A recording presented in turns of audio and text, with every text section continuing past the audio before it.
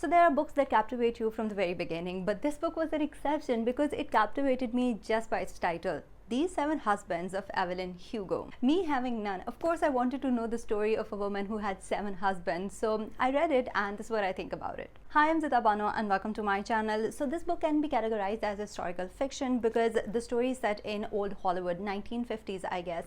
So basically the story is about Evelyn Hugo. So she is a veteran Hollywood actress and she has never given an interview in her entire life, but then she decides she's not only giving an interview but she's going to talk about her entire life. So she starts telling her life story to this journalist Moni, and the book is divided into different chapters, each chapter representing her one husband, and we get to know what were the circumstances and reasons that led to that marriage. But not only that, we also get to know the decisions that she was making in her career and in her personal life, along with how she was navigating this tumultuous world of glitz and glam that is Hollywood. First thing first, in the very beginning of this book, the appearance of Evelyn Hugo is described, and she's someone who has high cheekbones and big lips and big you know what I mean, right?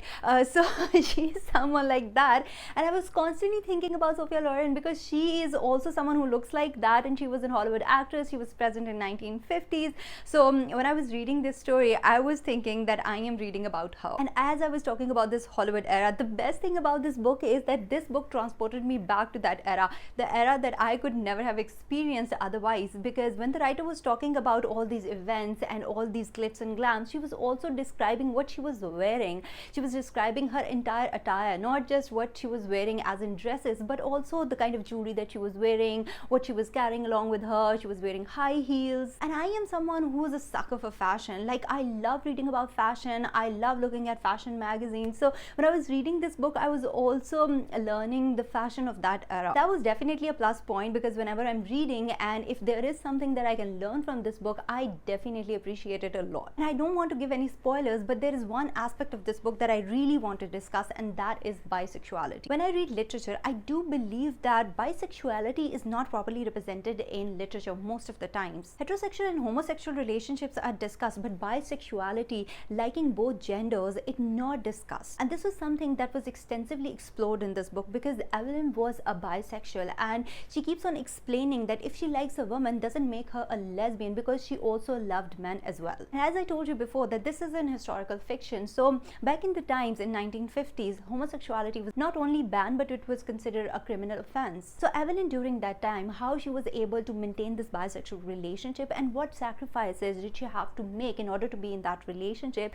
it adds a dimension, another dimension to this book, and makes this book multi-dimensional. Okay, lastly, do I recommend this book? I recommend this book to everyone. I think everybody can read this book and everybody can enjoy this book, because first of all, this book is fast-paced, which makes it very interesting to read. But if I have to talk about a specific group, then I would recommend it to someone who reads a lot of paparazzi news and who follows gossip magazines. If you are someone like that, you are definitely going to go nuts over this book. You will go bonkers, because it transports you back to this classic Hollywood era, and you see all of these events that happened during that time unfolding right in front of your eyes, although fictional. So yeah, that's about it. See you next time with another book.